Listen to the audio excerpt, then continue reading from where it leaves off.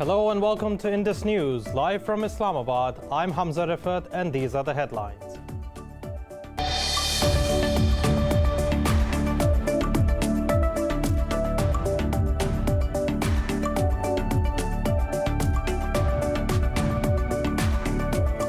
Pakistan's Foreign Minister Shah Mahmood Qureshi said the prevention of a humanitarian and economic crisis in Afghanistan is a key priority. He was addressing a virtual meeting of foreign ministers of China, Tajikistan, Uzbekistan, Iran and Turkmenistan a day after the Taliban declared an interim government. Qureshi stressed on the need for the international community to stay engaged with the Afghan people at this critical juncture. In his address, China's Foreign Minister Wang Yi said the US and its allies have more of a duty to aid Afghanistan than any other country.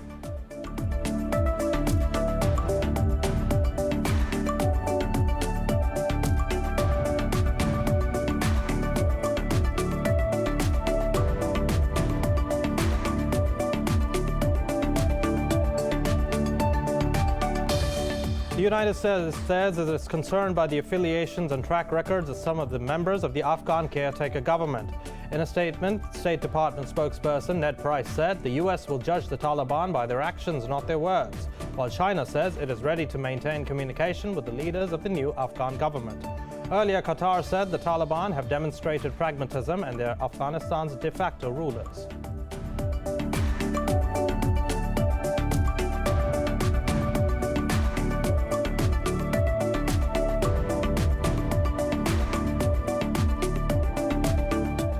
In France, a historic trial has started over the 2015 ISIS attacks in Paris, which left 130 people dead and hundreds more injured. 20 people, including the only surviving attacker, are on trial that will last until May next year. The trial is being described as the biggest in France's modern history.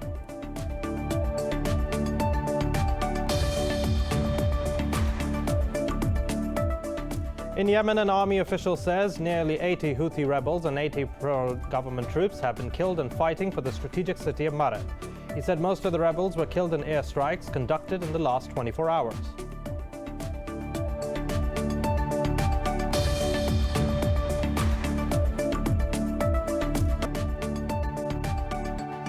The news in detail after a short break. Stay tuned to Indus News.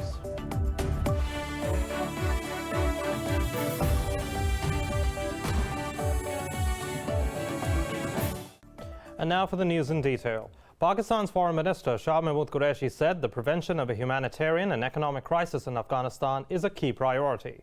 He was addressing a virtual meeting of foreign ministers of China, Iran, Tajikistan, Turkmenistan and Uzbekistan to discuss the latest situation in Afghanistan. Qureshi stressed on the need for an international community to stay engaged with the Afghan people at this critical juncture. The foreign minister pointed out that Afghanistan's access to its financial resources would be pivotal in preventing an economic collapse. In his address, China's Foreign Minister Wang Yi said the U.S. and its allies have more of a duty to aid Afghanistan than any other country. Chaired by Qureshi, the virtual MOOT was held on the request of Pakistan.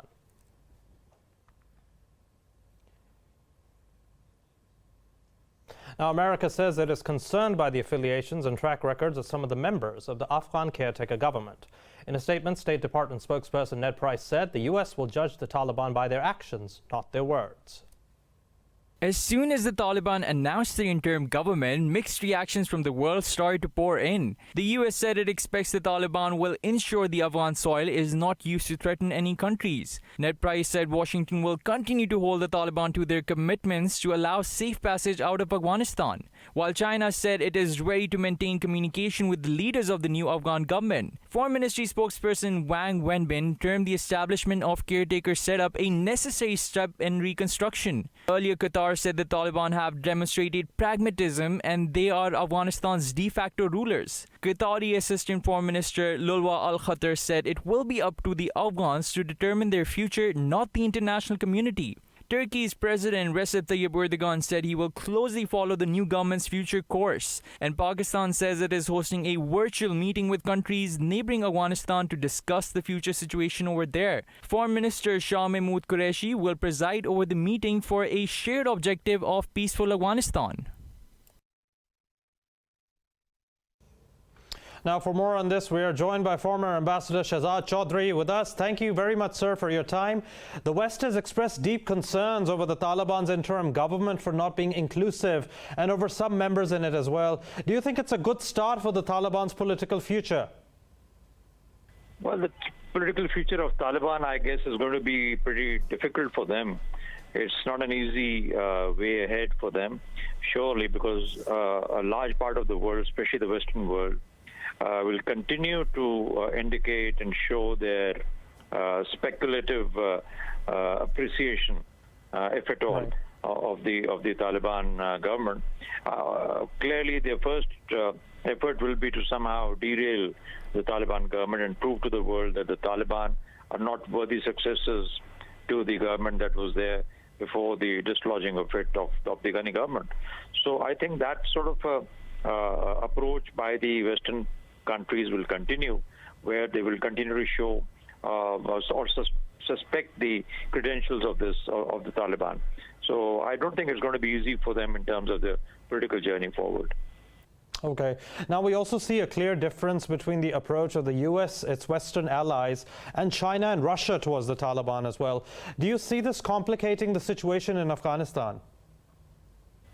Well, it's not going to be complicating, but like I said, I mean, the West was there for a long time. That is, the U.S. and the NATO were there for a long time, 20 years, and they fought a very long war and then decided to quit. And as they leave the area, and despite the fact that President Biden says that they no more have any vital national interest in Afghanistan, I'm sure it's merely just exiting Afghanistan with quite a bit of a question mark hanging on their on the final consequences of the war, 20-year war, will push them to the fact that they will not be taking very pleasantly towards any Taliban setup which is there, of course, which has taken shape now. So China and Russia, which have always looked at the fact that the U.S. was a foreign force in the region, it didn't belong to the region, and they had obviously come and occupied a sovereign country.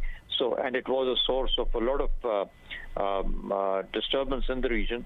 So I think that instability seemingly has gone away. So China and Russia, we look at it from a positive point of view.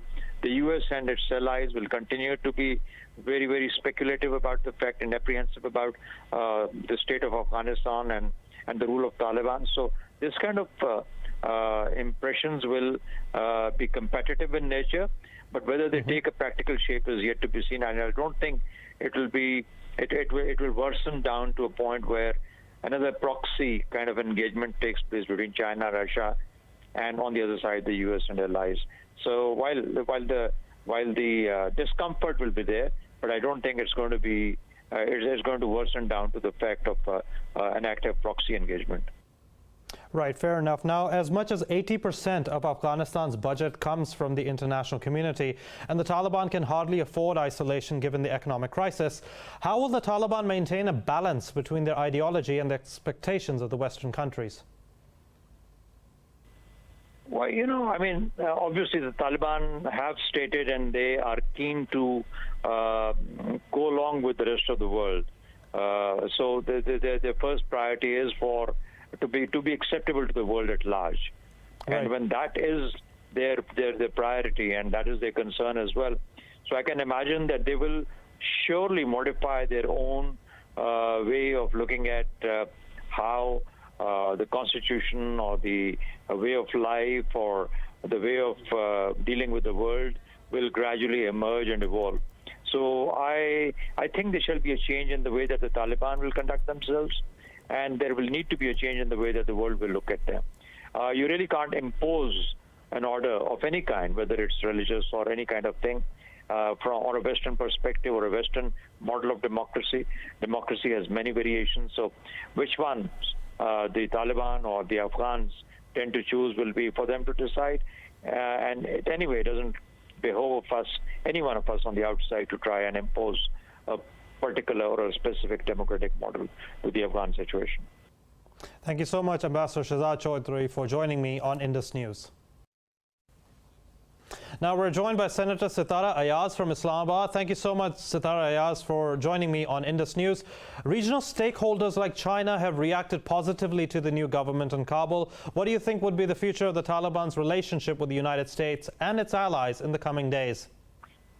Well, I think that China, before the Taliban took over control of Kabul, China started diplomatic ties with them, and by hosting a group of their political leadership.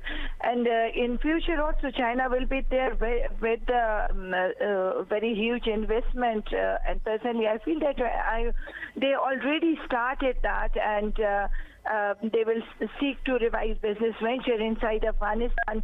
And as we all know, that Afghan economy is fragile and highly dependent on foreign aid, which we know that it's very little now, and they are looking for investment, and the Chinese will be welcomed by them. But at the same time, then the U.S. will also be there, because they simply cannot leave Afghanistan. Their allies also, and U.S. also, they will be present in Afghanistan in some way or another. And on the relationship of with the U.S., it depends. Like, let's see that what will be the after this cabinet, what will be the reaction of U.S. and their allies, and then the Taliban. So now we are just hearing their press conferences and everything, but now after this their interim government, now it's the time to take action. So let's see that what their policy will be towards U.S. and the other allies, and who are going to to come forward and to work with the Taliban. We can see that the world is changing. First, regarding Taliban, like the UK and other countries, now you can see some soft corner for their government. When they talk about them, it is not that much hard, which it was before. So it is now totally depending on the Taliban future policy towards the U.S. But of course, U.S. will be there in one shape or another. Right, fair enough. Now, in their recent statements, the Taliban have also pledged to bring an improvement in the areas of women's rights and technology. How do you think would their new government be different from the past one in these domains? Again, I will say that from their spokesperson and from their political leadership, what we are hearing is very positive. As the issue of women is important, and we all know that. And the Taliban presses again and again, they said that women can continue working in Afghan government, and recently they added that they will give respect despite history of operations, and their political leadership strongly they came up with the statement that they are not going to be that there will be no discrimination against women, and the women, of course, within the framework of Islam, they can work. But now the thing is that now one has to look at the broad range, and interpretation really matters. That what they are saying, that within the framework of Islam, now we will see that after the cabinet, what do they mean? Because we as a Muslim, we know that Islam gives rights to women and right to work, and if they really want to give that rights, then fine. But we cannot say right now that what it will be. As I said, that interpretation really matters. And I again, from their so far after they took over Kabul, they are very positive, and it seems that they are different from their government will be different from the last government. But now in future, let's see that what they are saying, if their actions are also the same, if they're going to act on the same things what they are telling the world. But I feel that this time they will be, because they have no other choice. The world is everyone. If you go to international media and if you watch anywhere, if the print media, the other media, it's full of Taliban. So they have a pressure also on them. So hopefully that this time they will be different. Absolutely. We can hope for the best. Now, my final question, Senator Sitara Ayaz, is that how do you think this new government in Kabul will affect Islamabad's future aspirations of rebuilding the former FATA region and extending the China-Pakistan economic corridor to Central Asia? Beyond Afghanistan borders, its neighbors will feel the most immediate impact. As Pakistan has a long border, and we had in the past, we faced violent extremism in Pakistan due to instability in Afghanistan. So this time we hope that, as the Prime Minister said, and again we all hope that there will be a stable government in Afghanistan, which will be economically also will help Pakistan. And in the past, when there was a lot of human suffering and again the terrorism and the civilian population affected a lot, especially our bordering areas, our ex-FATA areas. So this time we are hopeful that if there is a stable government, at least we will not face the terrorism. And the other issue which we feel that is the refugees influx. So that can also be one of the impact on our bordering areas. These are the things which we feel that there will be if there is no stability. And we are hearing again and again that Pakistan is supporting Taliban. Pakistan is... In fact, we are not supporting anyone. We are supporting ourselves. We are supporting ourselves in a sense that if there is a stable government there, we will not face all the past what we faced, the terrorism, the refugees, and the impact on our own areas. Our young civilians and women, children, they died because of that terrorist attack. Absolutely. So maybe there will be the attacks and the terrorism can be minimized if there is a stable government over there. So we are very hopeful. We are very positive, but at the same time, we have to prepare ourselves for the worst also, because still the things are not very clear in Afghanistan. Right. Thank you so much, Senator Sitara Ayaz, for joining me on Indus News. Now in Pakistan, the National Command Authority says the country will take all measures to ensure the strategic stability in the region without entering into an arms race. Chaired by Prime Minister Imran Khan, the top-level huddle said the massive arms buildup is detrimental to peace and security. It expressed full confidence in measures for the security of the country's strategic assets. The forum reaffirmed that Pakistan will continue to contribute towards the global efforts to improve nuclear security.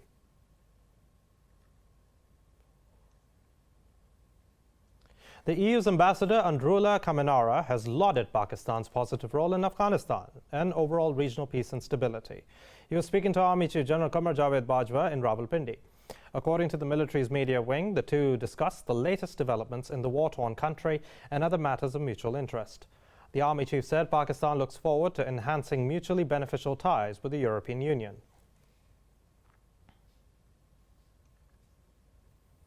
Now, the Pakistani nation is observing Navy Day today to commemorate the iconic sacrifices of the martyrs of the 1965 war with India. In a message, Chief of the Naval Staff Admiral Muhammad Amjad Khan Niazi paid homage to the martyrs and brave heroes of the war. He reiterated Pakistan Navy's resolve to defend the motherland till the end. On the 8th of September 1965, the Pakistan Navy bombarded the Indian port of Dwarka during Operation Somnath. The swift and precise action destroyed important shore installations, including an Indian radar station. Navy Day is also in commemoration of the PN lone submarine Ghazi's historic achievement in 1965. It reigned supreme and remained unchallenged at sea throughout the war.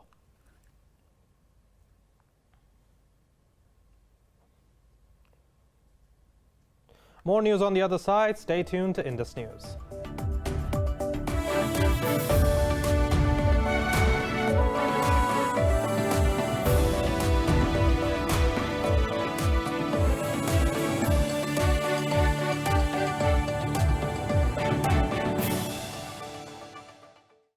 Welcome back. Now, in the Indian state of Haryana, farmers continue their renewed protest against 3 controversial laws after the talks with the Karnal administration failed.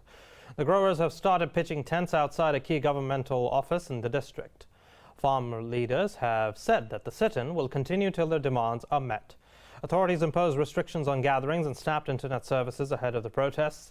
On the 28th of August, during a similar demonstration in Karnal, over 40 farmers were injured in the clashes with the police. The farmers are also demanding a murder case to be registered against a senior government official, Ayush Sinha. He instructed police officers to smash the heads of the farmers. Earlier, police used a water cannon on the protesting farmers as they marched towards the mini secretariat. In France, a historic trial has started over the 2015 ISIS attacks in Paris, which left 130 people dead and hundreds more injured. 20 suspects, including the only surviving attacker, are on trial, which is being described as the biggest in France's modern history. Over the next 9 months, there will be over 140 days of hearings involving about 300 witnesses. A verdict is expected in May next year.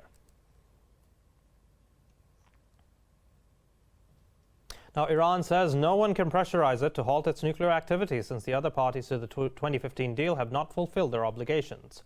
Iran's IAEA envoy said the pact with the UN watchdog on monitoring activities has already expired. Speaking to reporters, Kazem Gharibabadi said the agency must maintain professionalism and neutrality. He also called on the watchdog to refrain from what he termed politically motivated reports. This comes after International Atomic Energy Agency chided Iran for allegedly failing to explain uranium traces found at 3 undeclared sites.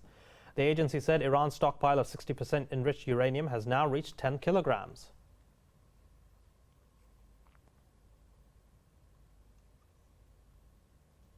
Over in the Middle East, in Yemen, nearly 80 rebels and pro-government troops have been killed in fighting for the strategic city of MARIB. A military official said 60 Houthi rebels were killed in airstrikes conducted in the last 24 hours.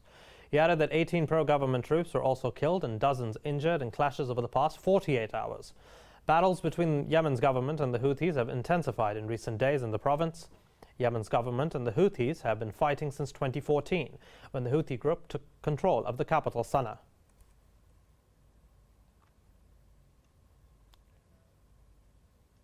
Moving on to Africa now, we'll start with Ethiopia. Officials say Tigray rebels fighting government forces in the country's north killed 120 civilians earlier this month. They said the victims were farmers. A spokesperson for the Tigrayan forces did not immediately respond to a request for comment.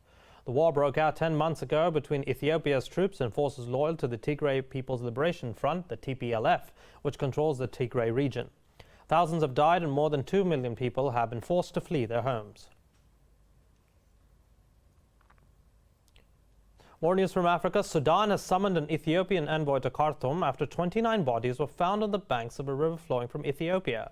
In a statement, the foreign ministry said the bodies had been identified as Ethiopians from the Tigray ethnic group residing in eastern Sudan. The statement did not say how the people died. Tensions between Ethiopia and Sudan have been high over the Tigray conflict and Ethiopia's construction of a dam on the Blue Nile River.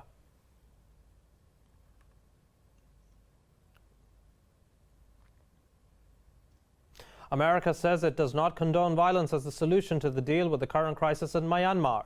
A spokesperson for the U.S. State Department has called on all sides to remain peaceful.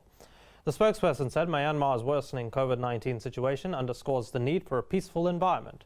The British ambassador to Myanmar also called on all parties to engage in dialogue and supports peaceful efforts to restore democracy. In a statement, he noted, additional violence will harm vulnerable communities and risk COVID-19 and humanitarian aid. A day earlier, the acting president of the National Unity Government declared a nationwide state of emergency. The shadow government also called for a revolt against the military rule.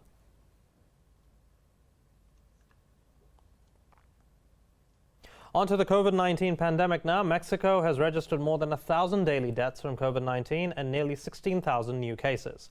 Globally, the death toll has exceeded 4.58 million, while the caseload is approaching 222 million. More in this report. Surging infections, new variants, and unjust global distribution of vaccines continue to dampen the efforts of fighting the pandemic. In the U.S., the Centers for Disease Control and Prevention has warned against traveling to Sri Lanka, Jamaica, and Brunei. President Joe Biden is expected to present a six-pronged strategy against the spread of the Delta variant and to increase vaccinations in the country. Meanwhile, a U.S. medical expert says the pandemic is far more likely to have come from nature than through a laboratory accident. Modern virology labs around the world take extraordinary precautions for the security of their products, and the personal protective equipment for virologists working with potentially serious agents is very fastidious, and I think it would be very improbable that a lab accident were responsible for this release. A Geneva-based global aid fund has warned that excess deaths from AIDS and tuberculosis in poor countries could even exceed those from the coronavirus itself amid the distorted healthcare system due to the pandemic. Meanwhile, the World Health Organization has slammed richer nations for stockpiling vaccines as many underdeveloped countries struggle to get them. The organization's researchers say hoarding of vaccines, therapeutics, and other tools is not only immoral, but also prolonging the pandemic. It is the hoarding of these materials. We saw it in the beginning of the pandemic with PPE. But this is not just unfair, it's not just immoral, it's prolonging the pandemic, and it is resulting in people dying.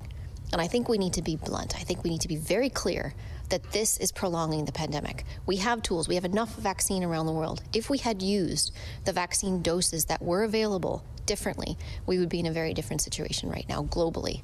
But it's the same thing with PPE. It's the same thing with the therapeutics. Meanwhile, India has reported 369 more deaths and nearly 3,800 new cases over the past 24 hours. Australia has locked down Sydney and Melbourne amid the latest outbreaks of the highly infectious Delta variant. The country's state of New South Wales reported nearly 1,500 new locally acquired cases, up from 1,220 a day earlier. Meanwhile, in Japan, a third man has died after taking the contaminated Moderna vaccine. On to the domestic COVID-19 situation now. In Pakistan, the virus has claimed 83 more lives over the past 24 hours. The health ministry says the nationwide death toll has crossed 26,400. It said the virus infected more than 3,900 people overnight. The country's caseload has exceeded 1.19 million, while over 1,071,000 have recovered. Health officials say over 91,000 cases are active. Nearly 5,400 of them are critical. Pakistan has administered over 64.5 million COVID-19 shots to date. In India, at least 50 people are missing after two ferries collided and one of them capsized in eastern Assam's Jorhat district. Local officials said that the capsized boat was about 350 meters from the river bank and 20 people had been rescued from various spots downstream. They added the search for the missing people was underway. Officials said they had rescued all personnel aboard the other boat that stayed afloat. At least 41 people have been killed in a fire that broke out at a prison in Indonesia's Banten province. Authorities said 80 others are injured, while 8 of them have suffered severe burns. They say the incident at the Tangerang jail happened early in the morning when most inmates were asleep. Officials say the fire had been extinguished. An investigation is underway to find the cause of the fire. According to government data, the prison in Tangerang housed more than 2,000 inmates, far exceeding its 600 capacity. Tropical cyclone CONSON has brought strong winds and heavy rainfall to parts of the Philippines after making its first landfall in Hernani. At least 12 fishermen are missing in rough seas off the coast of the province of Antique. Following the cyclone, low-lying roads of capital Manila were flooded. In a statement, the Disaster Control Authority said the storm affected over 12,000 people in several provinces. The Philippines is frequently hit by storms, with an average of 20 tropical cyclones affecting the country annually.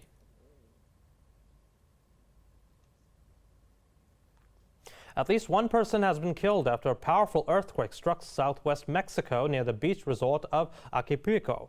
The U.S. Geological Survey said a 7.0 magnitude quake struck in the early hours, sending people running into the street for safety.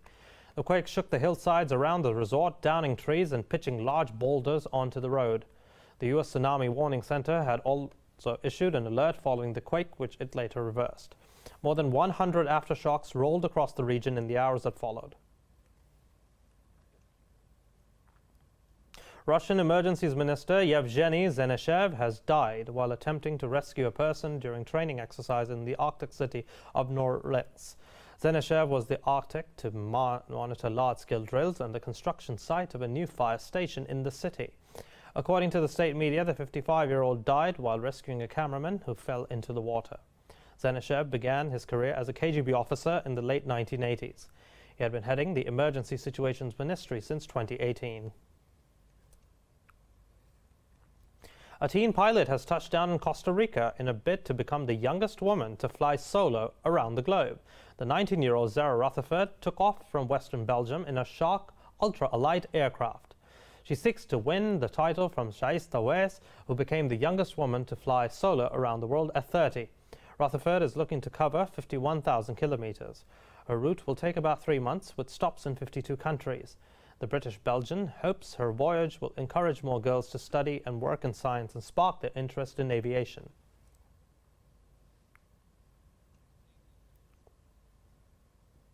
More news after the break. Stay tuned to Indus News.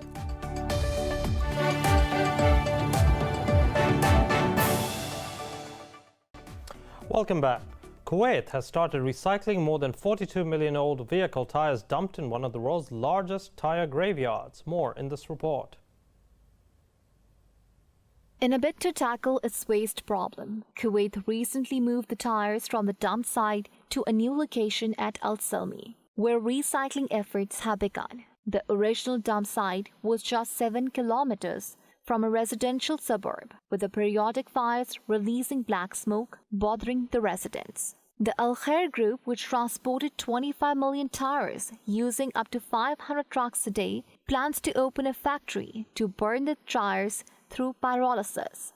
The tires are made of a base of rubber and black carbon. The technology we're going to bring to Kuwait is pyrolysis, through which we will be able to extract black carbon and oil, or what is called bunker oil, in order to be recycled and used as diesel or high-quality fuel. And the black carbon is used as a raw material.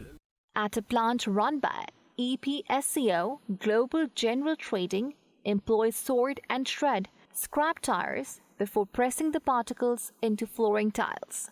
The recycling company says the EPSCO plant, which began operations in January 2021, can recycle up to 3 million tires a year. The factory is helping society by cleaning up the dumped old tires and turning them into consumer products and other useful products that could be used elsewhere in the country. It also has many environmental and non-environmental benefits. Scrap tires are a major environmental problem worldwide due to their bulk and the chemicals they can release. Kuwait's government hopes Al Salmi will become a tire recycling hub with more factories planned.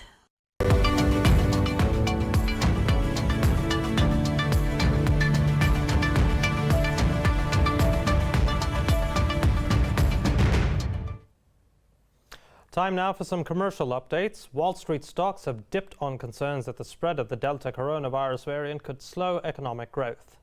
Many investors are bracing for volatility in September, one of the seasonally weakest months of the year. Nasdaq plunged as shares of tech heavyweights, including Microsoft, Facebook, and Google owner Alphabet, were down. The indices of S&P 500 and DJI traded 0.25% lower. Meanwhile, the oil prices surged on slow U.S. supply return after Hurricane Ida.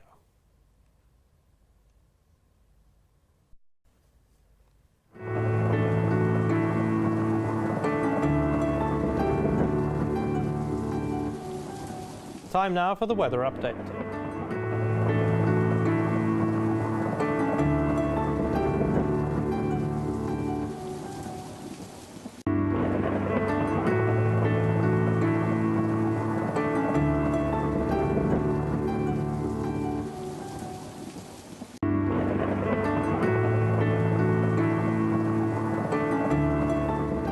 And with the weather update, we come to the end of this bulletin. For the latest updates, you can follow us on social media at indus.news.